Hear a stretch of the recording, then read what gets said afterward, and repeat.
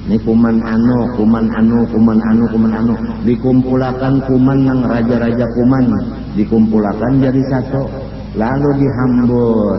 Mahamburnya di mana negara-negara yang makmur dihambur kuman itu di situ. Limbahnya orang kena kuman itu mati. Jadi negara yang makmur tadi hilang kemakmurannya. Lalu orang-orang yang datang ke sana atau orang sana beelang ke lain membawa penyakit itu terjangkit. Akhirnya negara ke negara kada berhubung lagi, kada bersatu lagi karena ada penyakit nang itu tadi. Daur sudah nih, daur benar dunia daur. Rumah-rumah sakit sudah kasihan dokter mau obatikan najwa. Parawat mengaran tugas merawatkan najwa.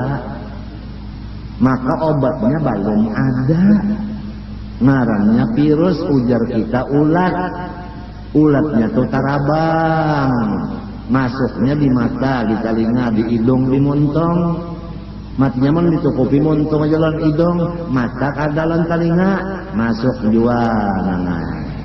Lalu telinga batutup, mata batutup, ya kan? Coba hati pegawai di rumah sakit, nang itu lihat itu, biar kayak apa rupa nang sampaikan, kada kelihatan lagi. Ya benar orang pembunuhan berarti ketakutan lawan itu. Maka dasar sikap namanya menular tadi kan?